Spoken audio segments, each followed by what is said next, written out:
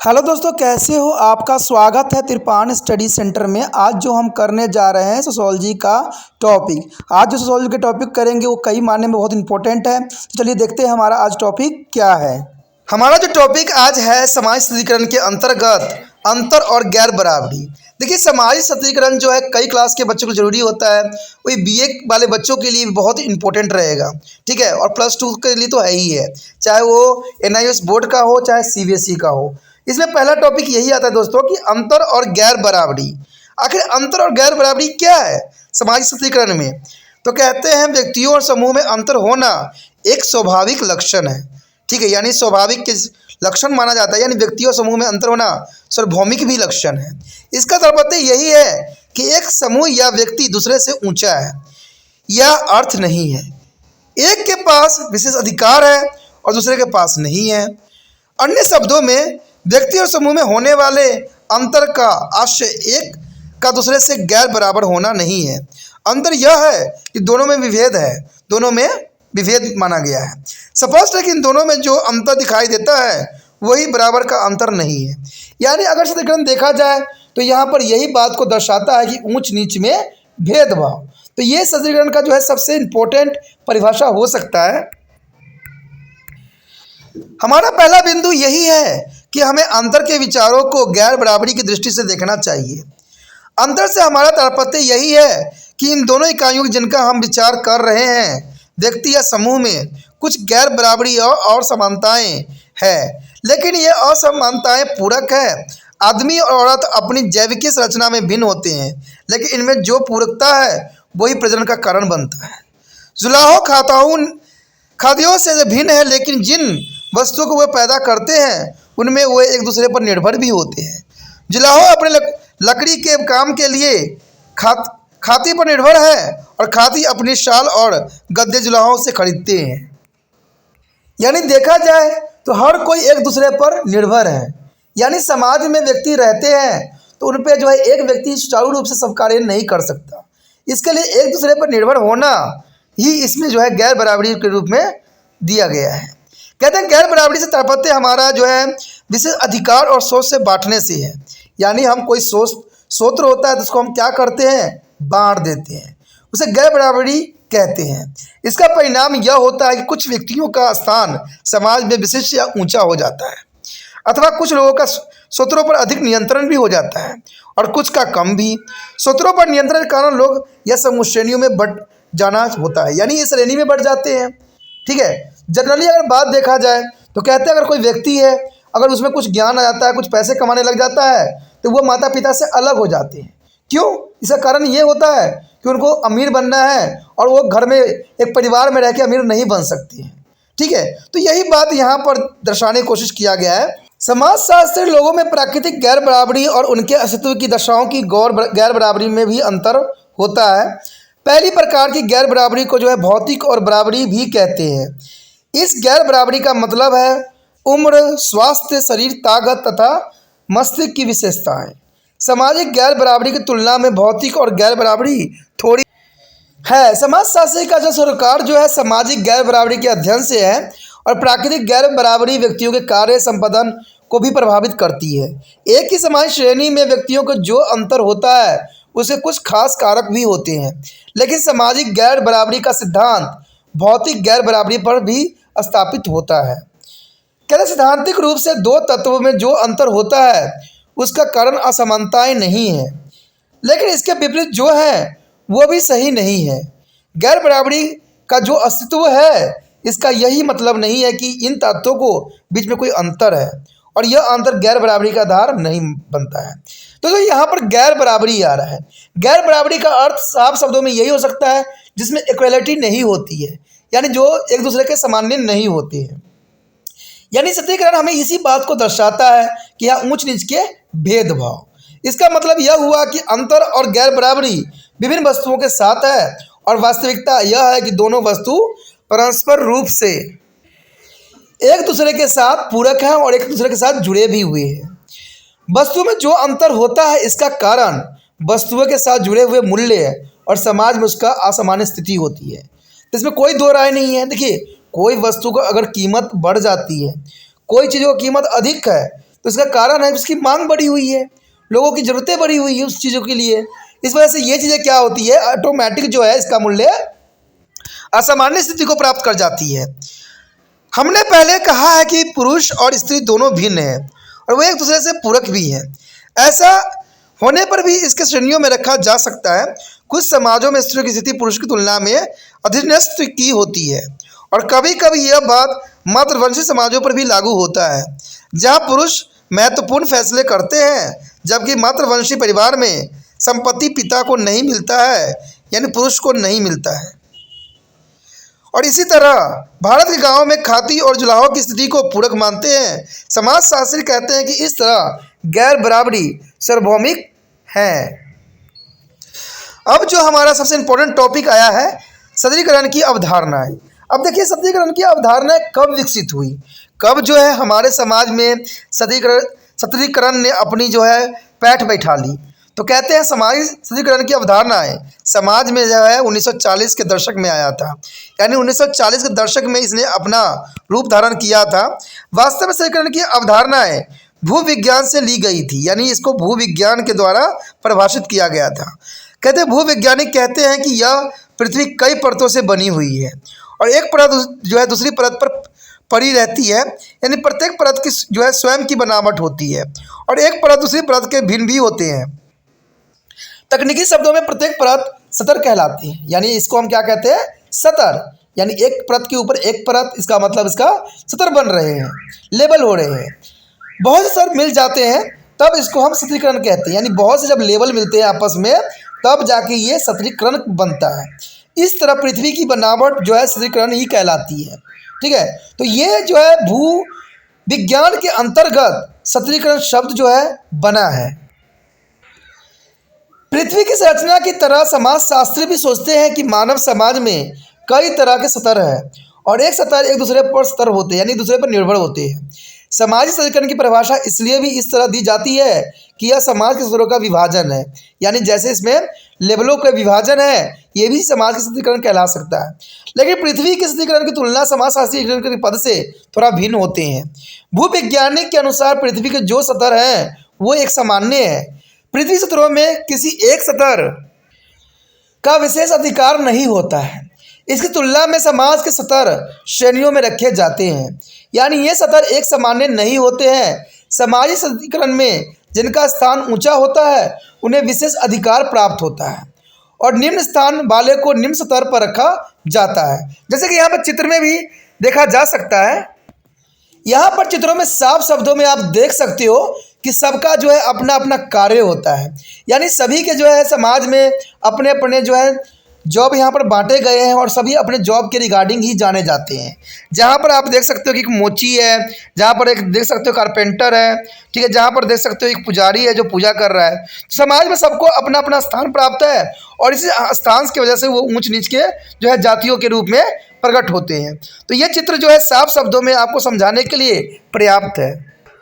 और दूसरे चित्र में आप देख सकते हो कि यहाँ पर जो है एक जो है स्कूल का यहाँ प्रदर्शन किया गया है, यहाँ पर एक कृषि करते व्यक्ति को दर्शाया गया है।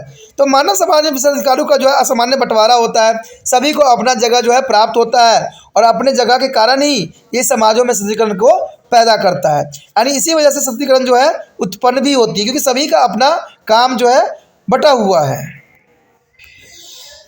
इस तथ्य को हम उदाहरण द्वारा समझ सकते हैं। धनवान लोग गरीब लोगों की तुलना में अपने बच्चों को महंगी शिक्षा दे सकते हैं। इसमें कोई दो राय नहीं है कि धनवान व्यक्ति होगा तो अपने बच्चों को उच्च शिक्षा ही देगा। वे आरामदायक वस्तु जैसे कि एयर कंडीशनर, रेफ्रिजरेटर, कार, महंगे मकान व बस्तियों में रहते हैं। ग्राम पंचायत के सदस्य जिन फैसले को करते हैं उन्हें दूसरे लोगों के बिना किसी प्रश्न के स्वीकार भी कर लेते हैं। एक ऐसा समाज जो जातियों में बांट देता है, जैसे कि दक्षिण भारत के गांवों में निम्न जाति के लोग दिन में भी घर से बाहर नहीं निकल सकते थे, उनकी छाया भी दूसरे को अपवित्र कर देती थी। इस भांति इन लोगों के लिए रात ही सब कुछ थी। यह विश्वास था कि निम्न जाति स्थायी रूप से अपवित्र लाने वाली होती है। इसमें कोई दो राय नहीं है। आपको पता ही है कि पुराने समय में जो नीच जात के लोग होते थे, उच्च जात के लोग जो थे उनके परछाई को भी अपवित्र मानते थे, ठीक है, और उनसे कई तरह के भेदभाव भी करते थे, उनको मारते भी थे और वही व्यक्ति जो थे उनके घर में काम भी किया करते थे। तो ये बहुत बड़ी विडंबना थी। तो यही जो था ऊंच नीच की भेदभाव को यहाँ रिप्रेजेंट करता था। कहते हैं इनको तो रात में ही सारे कार्य करने होते थे, क्योंकि दिन में किसी अमीर पर उनकी छाया ना पड़ जाए, इसलिए हमेशा ही वो डरे रहते थे। क्योंकि उनको कई तरह की प्रताड़ना दी जाती थी। अगर सुबह निकले और उनकी परछाई उन पर पड़ भी जाए या उनको वो देख भी ले, फिर भी कई तरह के जो अमीर लोग होते थे इनको प्रताड़ना करते थे। ये हमारी समाज में ही होती थी, जो कोई बड़ी बात नहीं है। ये पुराने समय में ऐसी बात होती थी। अगर आपके दादा दादी होंगे तो अगर पूछा कीजिएगा तो ये बात वो क्लियर बताएंगे कि हमारे समाज में उच्च वर्ग के लोग जो होते थे कुर्सी के ऊपर बैठा करते थे, और जो निम्न और गरीब लोग होते थे हाथ बांधे हुए जो है मिट्टी पे खड़े रहते थे, यानी ज़मीन पे खड़े रहते थे और बैठे हुए रहते थे। तो इस प्रकार के जो है सशक्तिकरण आपको देखने को मिल सकता था पुराने समय में, और आज भी जो है सशक्तिकरण देखने को मिलता है, इसमें कोई दो राय नहीं है। आपने देखा ही होगा कि हमारे समाज में ये सब भेदभाव आज भी कहीं ना कहीं अपना रूप जरूर ले रखा है, और इसने अपना जो है प्रभाव अभी भी अपना रखा हुआ है, और इसकी दबदबा अभी ख़त्म नहीं हुआ है। ऊपर से हमने जिन दृष्टियों को देख दिया है उससे ज्ञात होता है कि लोगों के पास जो विशेष अधिकार होते हैं वे इनके परिणाम हैं कि लोगों में शक्ति, धन और प्रतिष्ठा का बंटवारा असामान्य ही होता है। इन तीनों अवधारणाओं को अर्थ को हमें समझना चाहिए। हमारा अगला टॉपिक जो है शक्ति, धन और प्रतिष्ठा की परिभाषा। आखिर शक्ति, धन और प्रतिष्ठा की क्या अर्थ है और क्या यहाँ पर बताने की कोशिश किया जा रहा है। आपने राजनीतिक संस्थाओं के जो है पाठ में पढ़ा ही होगा कि शक्ति की संबंध किसी भी व्यक्ति या समूह की वह क्षमता है जिसके द्वारा व्यक्ति की इच्छा दूसरे लोगों पर लागू कर दी जाती है। यानी जिसके पास शक्ति होगा वो अपनी जितनी भी इच्छाएं होंगी, जो भी अपनी विचार धारा होगा वो दूसरे व्यक्तियों पर थोप देते हैं। ये तो आप जनरली देखते ही होंगे कि बड़े बड़े मंत्री संतरी होते हैं, जो भी रूल रेगुलेशन बनाते हैं चाहे वो गलत हो चाहे सही हो, जनता पे ये थोप ही देते हैं, और जनता को इसको मानना भी पड़ता है क्योंकि वो शक्तिशाली है। नहीं मानेंगे तो 2-4 पुलिस के डंडे खिलवा देते हैं, तो वो उनको मानना ही पड़ता है। तो ये बात यहाँ पर लागू भी की जाती है। अभी इसे स्वीकार करने के लिए वो राजी नहीं होते, फिर भी उनको ये स्वीकार करना ही पड़ता है। जब शक्ति को लागू करना वैध होता है तब इसे प्राधिकार कहते हैं। धन का जो है तात्पर्य भौतिक वस्तुओं से है, जैसे संपत्ति, पशुधन, भूमि, भवन, संपदा, हीरे जवाहरात और संपत्ति के अन्य स्वरूप जो कई समाजों में मूल्यवान समझे जाते हैं। यानी सभी समाजों में देखा जाए तो इनको जो है अधिक मूल्यवान समझे जाते हैं। प्रतिष्ठा का मतलब सामान्य आदर से है, जिसका सरोकार सामाजिक स्थितियों से ही होती है, जो व्यक्तियों के पास होता है। इसका संबंध व्यक्तियों और उनकी जो है जीवन पद्धति से सदैव ही जुड़ी हुई रहती है। हमारा अगला जो टॉपिक है वह है सामाजिक सशक्तिकरण एवं सामाजिक गैर बराबरी। आखिर सामाजिक सशक्तिकरण होता क्या है और सामाजिक गैर बराबरी का क्या अर्थ है। कहते हैं अब तक आप समझ गए होंगे कि सामाजिक सशक्तिकरण का संबंध सामाजिक गैर बराबरी से ही है, परंतु क्या इसका संबंध अभी तक गैर बराबरी से ही है? तो इसमें कोई दो राय नहीं है दोस्तों। सामाजिक सशक्तिकरण का अर्थ ही होता है कि समाज में ऊंच नीच के भेदभाव पाए जाना, यानी इसमें छोट जात और नीच जात का होना ही जो है इस सामाजिक सशक्तिकरण को बताता है। सामाजिक गैर बराबरी का मतलब शक्ति, धन और प्रतिष्ठा जो व्यक्तियों में होती है उससे है। ये जो है गैर बराबरी लिंग और आयु वर्ग में भी हो सकती है। यानी देखा जाए तो इसमें जो है आपने देखा होगा कि जो है लड़कों को जो है बहुत ही अधिक मान्यता दी जाती है, बट लड़कियों की मान्यता समाज में नहीं दी जाती है। ठीक है, छोटे आयु के बच्चों को जो है बड़े आयु के बच्चे जो है आसानी से उनको दबा सकते हैं। यह कहना चाहिए कि गैर बराबरी जो है सामाजिक सशक्तिकरण का मतलब सामाजिक गैर बराबरी से है, लेकिन सभी गैर बराबरी पर यह लागू नहीं होता है। सामाजिक सशक्तिकरण एक प्रकार की गैर बराबरी ही है। इसका मतलब यह है कि समूहों में शक्ति, धन और प्रतिष्ठा जो व्यक्तियों में है उसे सरकार है। यह सही है कि जिन लोगों के स्तर सामान्य होते हैं उनके संवेग और हेतु भी सामान्य होते हैं। सामान्यतः एक स्तर के लोग एक ही जीवन पद्धति को भागीदारी भी होते हैं। इसलिए कहा जा सकता है कि सामाजिक सशक्तिकरण जो है एक प्रकार का गैर बराबरी ही होता है, यानी समाज में ऊंच नीच के भेदभाव होना ही सशक्तिकरण कहलाता है। अब यहाँ प्रश्न ये उठता है कि जो कि हमारा अगला पॉइंट भी है, सामाजिक सशक्तिकरण की सार्वभौमिकता पर क्या विचारधारा है। क्या सामाजिक सशक्तिकरण सार्वभौमिक है? तो सार्वभौमिक होने का क्या हो सकता है और उसमें क्या बातें आती है। कहते हैं समाजशास्त्री का कहना है कि एक सरल समाज जैसे कि शिकार, खाद्य संग्रह समूह में श्रेणी नहीं होते हैं। समूहों के स्तर पर इन समाजों में शक्ति, धन और प्रतिष्ठा को लेकर कोई अंतर नहीं होता है। सभी गोत्र बराबर होते हैं, उनमें कोई श्रेणी नहीं होती है। इन समुदायों के सभी सदस्य सामान्य रूप से अपने सूत्र को लाभ लेते हैं। यानी देखा जाए तो साधारण वर्ड में अगर आपके ही गोत्र के कोई व्यक्ति है तो उसमें कोई भी जो है ऊंची जो है सशक्तिकरण नहीं पाया जाता है, क्योंकि वो आपके गोत्र के हैं। परिणाम स्वरूप इनमें कोई गरीब होता है और न कोई धनवान, क्योंकि वो एक ही गोत्र के होते हैं। इसके बीच में जो गैर बराबरी होती है वो लिंग और उम्र के स्तर पर होती है, यानी लिंग पे आधारित होती है। विभिन्न समाजों में पुरुष या स्त्री की कम या ज़्यादा प्रतिष्ठा हो सकती है। वरिष्ठ लोगों का आदर भी किया जाता है और संघर्ष के मामले जो हल से वरिष्ठ लोग देते हैं वह सब पर लागू नहीं होते हैं। इतना होते हुए भी इन वरिष्ठ लोगों को आदर दिया जाता है और इसके निर्णय को स्वीकार भी किया जाता है।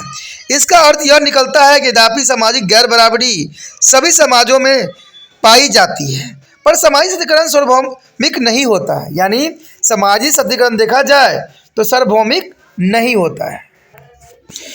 इसी कारण आज के समाजशास्त्री आदिम साम्यवाद यानी प्रोमोटिव्स ऑफ कॉलोनियलिज्म्स की विचारधारा को स्वीकार नहीं करते हैं। पहले यह समझा जाता था कि आदिम समाज को जो है सहजाति समझा जाता था। ये समाज साम्यवादी स्तर पर थे, अर्थात गैर बराबरी का अभाव। अगर इस बयान को हम गहराई से देखें तो कहना पड़ेगा कि इन अधीन समाजों में यद्यपि सशक्तिकरण का अभाव था, फिर भी इनमें गैर बराबरी थी। इन समाजों में यह अवश्य होता था कि इनमें कुछ बहुत बढ़िया शिकारी थे और कुछ बहुत अच्छे दस्तकार भी थे, बहुत अच्छा दक्ष जादूगर भी थे जिसकी सामान्य प्रतिष्ठा दी जाती थी। लेकिन इनमें कुछ शिकारी दूसरे से अच्छे भी थे। इस भांति जो अच्छे थे उन्हें अधिक प्रतिष्ठा मिलती थी। यह ध्यान में रखने की बात है कि सरल समाजों में भी एक व्यक्ति का अधिकार सामान्य ही जा सकता था और दूसरे की तुलना में अधिक धनवान हो सकता था, लेकिन प्रतिष्ठा या धन अनिवार्य रूप से किसी समूह के साथ जुड़ी हुई नहीं थी। प्रतिष्ठा का जुड़ाव व्यक्तियों के साथ था। इस तरह के विश्लेषण से हम यह निष्कर्ष पर पहुंचते हैं कि सशक्तिकरण का सामान्य विस्तार और सामान्य अर्थों में सार्वभौमिक नहीं होता था।